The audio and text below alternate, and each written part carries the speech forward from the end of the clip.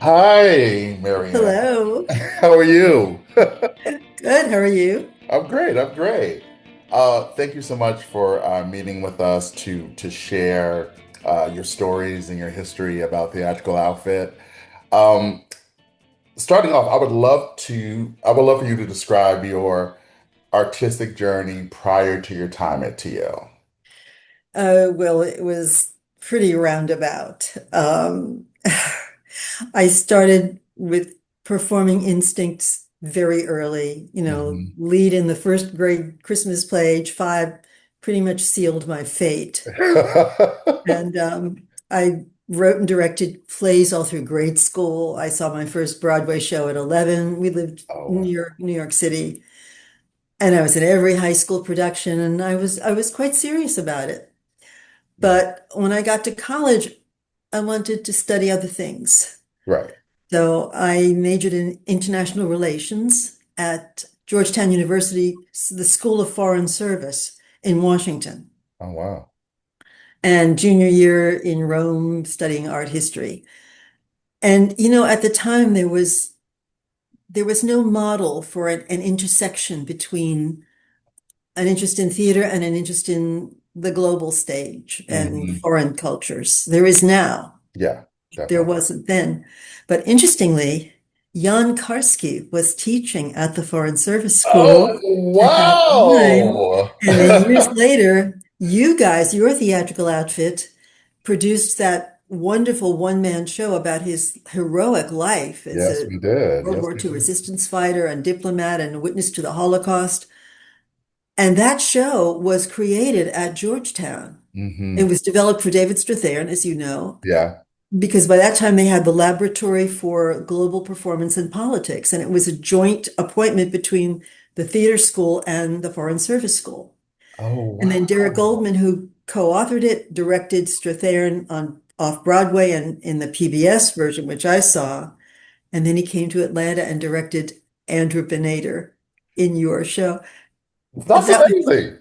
Isn't that was such a great performance. I remember writing y'all at the time to Yeah. say I was so thrilled with that connection and so proud of the outfit for doing that. I hope you can do more of it. Oh, yeah. No, yeah. Definitely. That was a beautiful piece and a wonderful experience. Oh, wow. Yeah, Wow. right. It's kind of spooky. So anyway, when I'm home for the summers, I'd immediately go to New York and see off-Broadway shows. And after graduation, I went back to Rome. I worked as a tour guide. I fell in with an English theater troupe. Great, glorious group of expats. We performed at the Teatro Goldoni in Rome. And then I came back to the States. I was thinking about the Peace Corps. Hmm. I ended up staying in Washington. I worked as a writer, covering mostly the arts. And I did documentary film treatments for the U.S. Information Agency, as it was then called. Hmm. And I worked for a think tank, the Institute for Policy Studies, founded by um, Jamie Raskin's father, Marcus, Oh, actually. So that wow. took me close to a lot of political events of the time, some of which were quite disturbing. Hmm. It was a time of heightened consciousness in Washington. We had Watergate and Woodward and Bernstein, All the President's Men was filmed when I was there. I lived in Bob Woodward's building, so it was in the movie. Oh, wow. And I was close to journalists, and those stories were all very personal to me. Hmm. But we also had a vibrant theater scene in DC, and I had not ever let go of that. We had Arena Stage was the premier regional company. We had the Folger Shakespeare Theater. We had the National Theater, where I saw iconic actors coming off their Broadway performances and going on to national tours. That was right around the corner from the National Press Building where I had worked. Hmm. And there were smaller theaters emerging also. So there were a lot of wonderful teachers. And Stephen Aaron had come down from Juilliard to start a theater, and all these great actors he knew would come and be in his productions. So I took class from him and worked backstage crew on his shows. And I studied with Joy Zinnemann, who later founded the Studio Theater. Mhm. and Edward Cicciarelli, who came out of RADA, and I took dance with Liz Lerman. I mean, there's wonderful people to learn from. And I did costumes I worked costumes at the Folger in a show actually with a very young Kathy Bates, who Wow. was known as Bobo Bates at the time. That's how young she was. Um, and I performed with the Washington Area Feminist Theater, which is where I got to assistant direct for Molly Smith, who later went on to be artistic director of Arena Stage for about 27 years. Yeah. So eventually I made the decision to commit to theater full time. It seemed like with all of these interests and influences that theater was the fulcrum. You know, it was a way to encompass everything, and it was a way to use everything that I had learned and experienced. And, you know, in the search for truth and meaning, I came to feel that it was the most profound way to affect the human spirit, and it would be a lifelong way to learn. Gosh. So I got an internship at New Jersey Shakespeare Festival, and that's where I met Glenn Hilke, who was at NYU Experimental Theater Wing at the time, and he would become my first husband briefly. And he was talking about this theater idea in Atlanta over here, and anyway, he went back to NYU back and forth for a while. We were married in Washington the next year, and meanwhile, I had auditioned at Circle on the Square in New York and had been accepted into their conservatory. So for a while, we thought that I would stay in New York, he would go to Atlanta. I ended up coming to Atlanta. Uh, Long story. And here I got offered a place at the Academy, Frank Widow's company, but it wasn't the right fit for me at the time, Addae. You know, it just wasn't the right tempo for me. Mhm. I had so much energy, and there was all this creative chaos going on over here with these outfit things, you know, this idea that was gestating. And I had energy coming out of my fingertips. And they all were like that. I just wanted to roll up my sleeves and plunge in, and I wanted exhaustive and demanding work in Mm. a company of equals. Yeah. And that's what the outfit turned out to be. And all of those people were like that. Glenn Hilke, David Head, Del Hamilton, Yeah. Martin Swinger, Elise Witt, Jeff Franklin, Linda Macaluso, and Celeste Miller. They were the core original people. And then the people who came shortly after were also like that. Bob Raposo, Wayne Sizemore, and Sharon Levy. Yeah.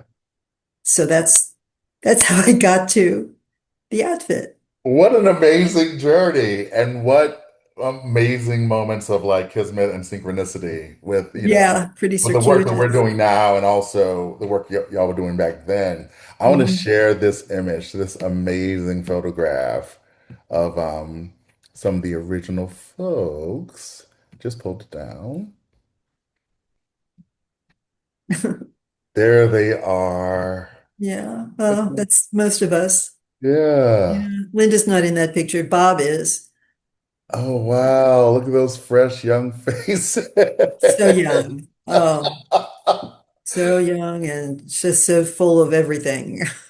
Yeah. So, I mean, could you talk a little bit about the city at that time and how that informed the work that these amazing group of folks Yeah, was well, you creating? know, Atlanta was not immune to the dynamic energy of the 1970s with the cultural explosion and the experimental expression and the heightened social consciousness.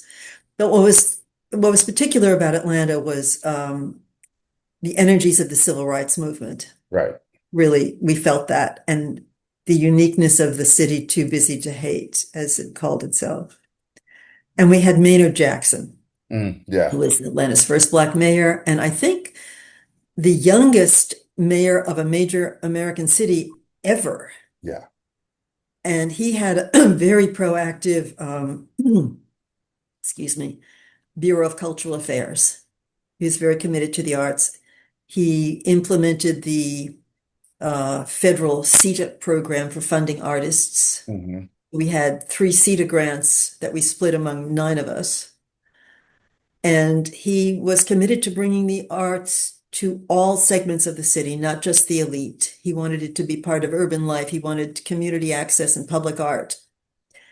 So, as I wrote in that history, Atlanta was a nurturing place for new ideas Yeah. and a supportive place for this critical growing mass of young artists who are moving to the city. So we had support for the community outreach. That was one of our goals. Hmm. We worked in prisons, halfway houses with special audiences and schools and places that didn't normally get a chance for theater. And we developed material for some of those populations with them, sort of improvisations done with the prison populations, for example. And that was supported by the city. And another great thing he did was in his second term, he was instrumental in bringing an extraordinary project to Atlanta. In 1979, it was called Creative Collaboration. Hmm. And he brought, I should say, the city of Atlanta, the High Museum, the Georgia Council for the Arts, and the National Endowment all funded this program. And they brought internationally renowned artists to the city to work with Atlanta artists. And there were three from Italy. It was visual artist Michelangelo Pistoletto, theater director Leonello Gennaro, and jazz musician Enrico Rava, along with American composer Morton Feldman. Oh, wow. And they were here for about a month and they worked across the board. They worked with visual artists, actors, Mm. musicians, dancers in an interdisciplinary way throughout the city, doing performance art in community arts complexes like the Neighborhood Arts Center, um, art galleries, shopping malls, storefronts, street corners. It was just this wonderful, glorious chaos that was just unique. You couldn't replicate this anywhere. And uh, and that was very invigorating to the city, as you can imagine. Yeah. And then they invited some of us to come back to Italy that summer and work with them. And we did. We went to Cornelia in the Cinque Terre, which was Pistoletto's village. And we worked on a spettacolo that involved all the inhabitants of the village. Oh, wow. And then some of us went on to Torino to the Independent Theater Lab and created and performed an original piece there. Stranger in a Strange Land, Straniero in un Paese Strano. So that had a lot of ripple effects.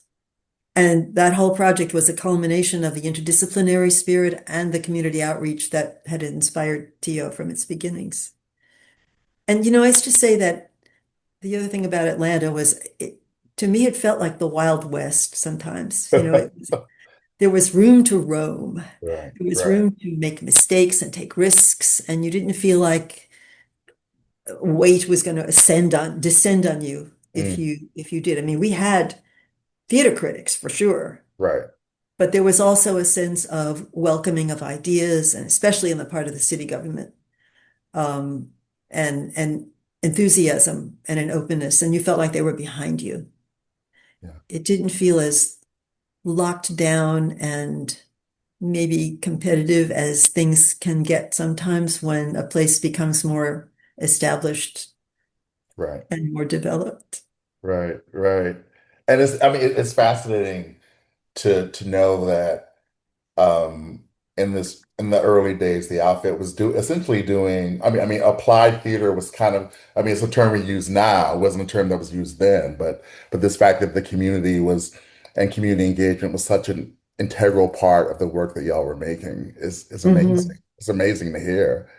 And in relation to that, what were some of the other theaters or organizations that the theater was collaborating with at that time?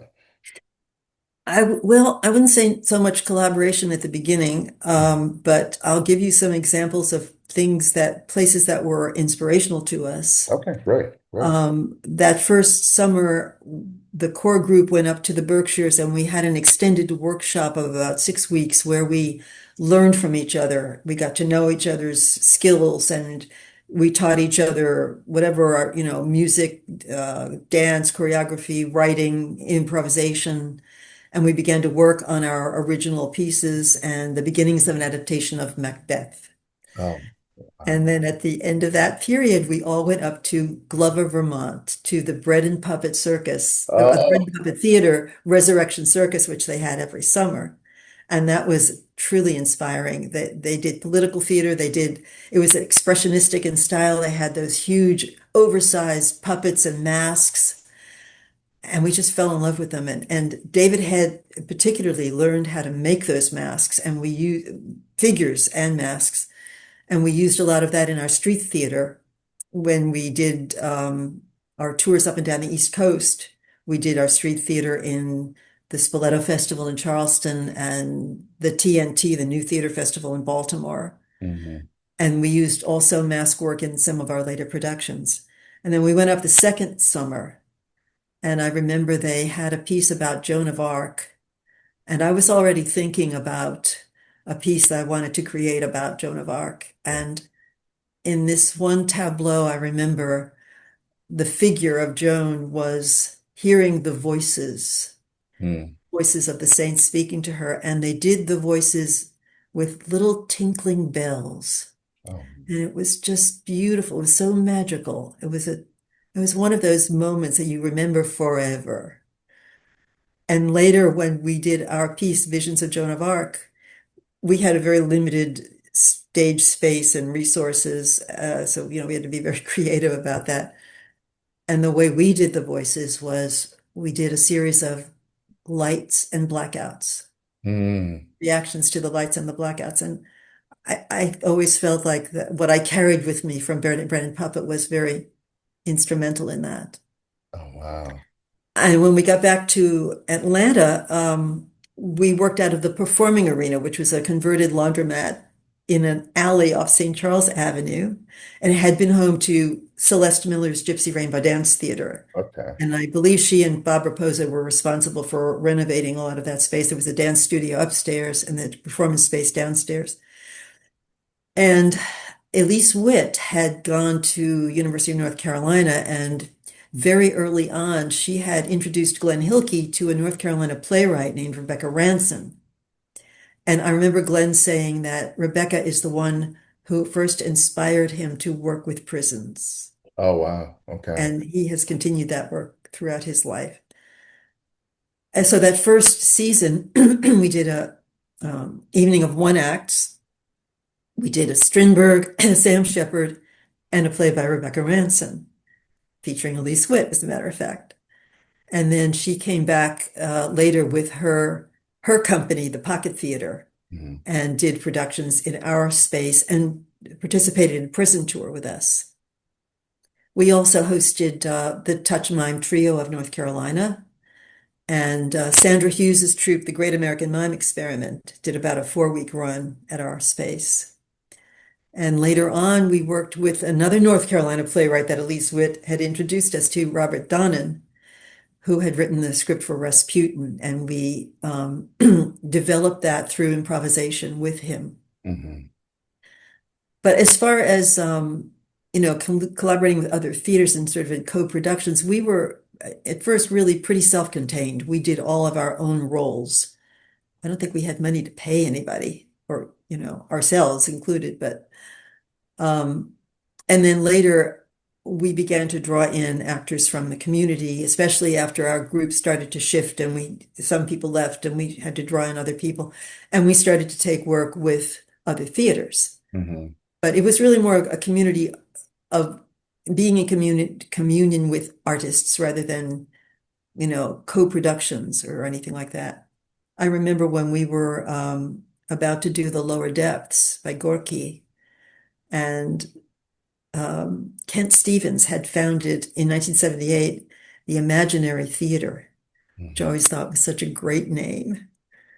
And he cast me in both our houses by Atlanta playwright Jim Peck. It was an all Atlanta cast. Terry Beaver and Chris Kaiser, Janet Metzger, Jason Williams, who later wrote the Greater Tuna series, and other wonderful people.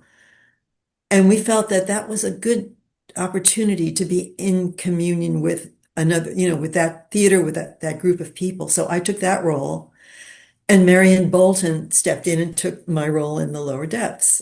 And so there was that crossover. David Head started to get work at the Alliance as an actor. He did a number of productions there. And and then when we did Rasputin, Chris Kaiser was our Rasputin, and he was a member of the Academy Company. So that cross-pollination of acting pools continued. And Frank Widow from the Academy and Ken Stevens both came to our shows and gave us a lot of support and encouragement, feedback, and I felt like they were both great mentors Yeah. to me. Yeah. Yeah. I mean, it's so wonderful hearing these stories and hearing how vibrant the theater environment in the city was at that time. What made Theatrical Outfit different? What made y'all stand out from all the theaters that were, From creating, all the theaters in the world. yeah, all the theaters in Atlanta that were creating different Yeah. kinds of work? What made TO stand out?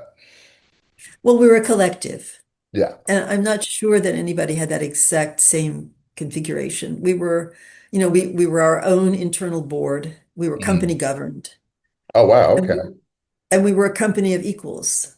Even if we had a director for a certain production, and Del Hamilton did a lot of the original directing, everybody felt empowered to contribute in any way, to Mhm. speak about any aspect of the production. I mean, we'll let the director do what he had to do, Right. but everybody contributed. It was a real richness in the marketplace of ideas. Mm. And also, I think in the variety of things that we attempted. I can't say this for sure about other theaters, but in the beginning, especially with the Gypsy Rainbow Company with Celeste Miller, we wanted to work on a collaboration between theater and dance. Mhm. And that especially was in the first two Moon Myth productions. They were dance theater dramas, astrological dance dramas. And we did company developed work, we did adaptations of classics, we did straight up classics, we did contemporary authors. And of course, we did the community outreach work where we went into the prisons and other facilities and often worked on material improvised with, say, the prisoners. Mhm. And then we had an evolution. And I don't know if anybody else went through this, but passion is not necessarily a sustainable thing. Right. And inevitably, it has to break apart and regroup. And our structure changed.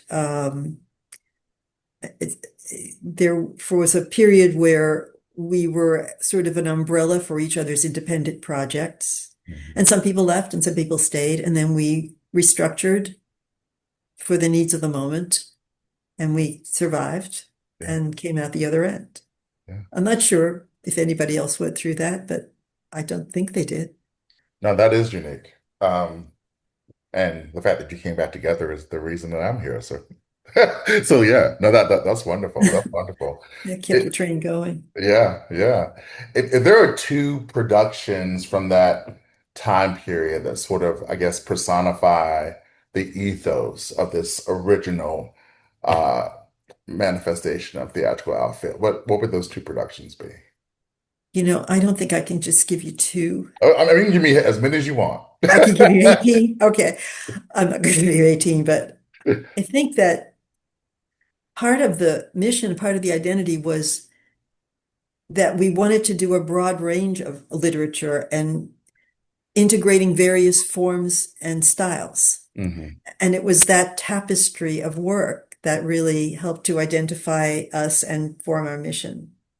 It wasn't, and we made it up as we went along. There wasn't any blueprint. So I'll just talk about a few that, by reason of their diversity, would give you an idea of how, how different those points were. Um, of course, Macbeth. Uh, that was an expressionistic primitive ritual. Mm, And because of the uh, limitations of our space and our budget and our company size, that forced decisions of economy that served the story without diminishing it. right. And we achieved an urgency and an intimate impact. And I think it was done with discipline and craft so that it wasn't just something to do that was different for the sake of being different. You know what I mean? Hmm. Um, I think we distilled the essence of it so that we were able to give it great drama without indulgence. Right. Del Hamilton directed that production. I think that was an outstanding one of our work.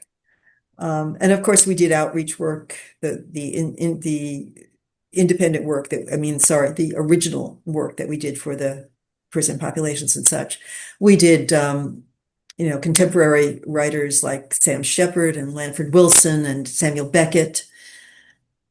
And we did our original work. Moon Myth was an example of that. And then we did the Alice in Wonderland and Alice Takes a Downer romps, complete comedic romps through Lewis Carroll, my God. And then the straight social realism of the lower depths. Mm, yeah. And Rasputin, which was written by Robert Donnan, but we developed it through improvisation with him. And Chris Kaiser used to talk about his audition for that. It's like a 5-hour improvisation with people smashing bottles against the walls. Yeah, it was nuts. But we had a beautiful show, Oh, I bet. And then I think they did it again at the outfit when the outfit moved to 10th and Peachtree. I didn't see it. It was another iteration with another cast, but I don't know. I guess Robert must have um, grown and improved on it. But I mean, I thought our production was beautiful. We did Medea, a no play, which is the Greek myth told in Japanese no cycle, Oh, kabuki, wow. kabuki masks and dance. And we did Equus, disturbing psychological drama, right, by Peter Shaffer, also with some incredible mask work. And David Head did the masks for both of those shows and directed them. Yeah. And we did Visions of Joan of Arc, Mm, which was conceptualized by David and me. And it was written by our 4-person cast. We had original music by Beth Heidelberg on auto harp, flute, and bells. oh, wow. And we used puppetry and fable and actual historical dialogue and flash forwards to a 20th century reporter, Mm, figuring out what the heck you do with a saint in the 20th century. That one's close to my heart. And I'm leaving out tons, but that just gives you a sense of yeah. things that we tried and the area, places that we just wanted to, try that, these things were beckoning and we tried to do all of them. Yeah. Yeah. Oh, wow. Um, I mean, it's amazing to hear these stories and the rich kind of vibrant work that you were creating during that era of theatrical outfit. How did that time period and that time at the outfit shape your work moving forward and even now? Well, now not really because I'm retired, but Okay. I'm pretty old, Addae. I mean, hey, you're not old. Um, no, I mean I needed the rest, but Yeah. I can only say that as I moved forward into my acting career for the next 40 years, that the range of roles and genres that I was able to do at the outfit served me well, and Hmm. the working with an ensemble and being involved in all aspects of production. I did some directing and also improvisation. Um, I later was part of a comedy troupe in Atlanta called Joke Rodeo. Oh, wow. You don't remember, but No, no, yeah, no, uh, I didn't get here until 89, so so I it's mean, long really. ago in a galaxy far, far away. But it was a great little group. Chris Kaiser was in it. And we did Saturday Night Live type skits, and improvisation in front of a live audience at comedy clubs. And we took it up to the West Bank Cafe in New York and performed there. It was pretty popular. Um, and then I think having cut my teeth on a collective, I always carried with me that sense of the appreciation for the wholeness of a project Mm, and that sense of responsibility to contribute to the good of the whole, yeah. to serve the work, because it was all always about serving the work, not the, well, I was going to say with the outfit, not the hierarchy, um, but later on, I did have to make adjustments to that because I was no longer in a collective Right. and I had to respect the structure and the directing style Hmm. and do it in a way that was appropriate for the time and place I found myself. So, yeah, those were some lessons I carried forward with me. Oh wow. I mean, it's just so exciting to hear about the vibrancy of that time. And even though you're retired now, I'm sure you're well aware of the current challenges that we have in making theater and making art in America. Oh, yeah. If you were going to look forward, to the next 50 years of theatrical outfit, what would you like to see, especially considering your roots from a much earlier and I would say probably more radical time period? Like, what would you like to see in the next 50 years from TL? Well, it's not for me to say what you should do, but I will say that I very much admire your Launchpad initiative. Oh, thank you. Thank you. Uh, That's literally the reason why I'm still doing this work. It's because of Launchpad. Yeah, Yeah. yeah, Yeah. especially in a time of funding cuts. I mean, making space and support for the next generation of artists is so important, and Yeah. I applaud you for that. Oh, thank you. I always thought there should be a creative collaboration too.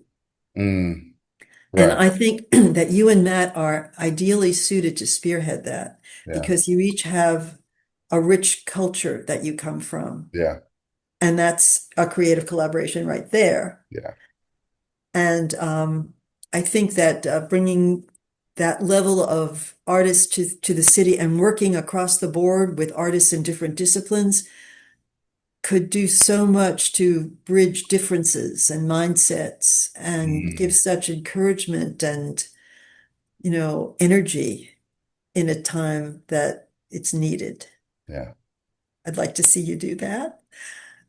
And I'd love to see more collaboration with either the Laboratory for Global Performance at Georgetown, or I'm sure there are other universities or organizations now that have something similar, because Hmm. you brought Karski's story to your audience. Right. Right. And there's so much ignorance of history now. Oh, I mean, some kids don't even know who we fought in World War II. right.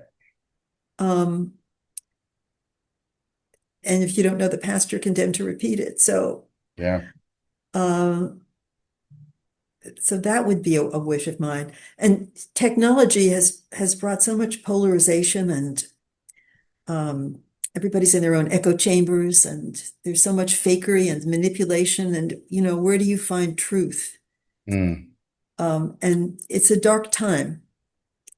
And that's when theater is at its most vital, yeah. when it can affect change, um, when it means the most. Mm, Look at the people who historically in times of conflict have relied on theater. Václav Havel's Czechoslovakia and Lech yeah. Walensa's Poland and East Germany. It was the protests organized by theater people in East Berlin that helped bring down the wall. Yep. And the clandestine theatrical performances and other art performances that, under the nose of the secret police that gave people hope and inspiration and courage. Mm, And that's such an important thing for theater to be able to carry forward. So I wish for you to be a bearer of light and truth. I don't right. know how you're going to do it, but I wish that for you. Oh, thank you for that. I mean, and thank you for this conversation. Just for the inspiration. I'm a strong believer in the importance of legacy and just for me, having these conversations with people who helped to start this institution has been so inspiring. And also, the challenge uh, of what our next stages will be. So, I mean, thank you for your stories, your guidance, your inspiration. This has been, Thank you for asking me. yeah, this has been a glorious conversation, Marianne. Thank you so much.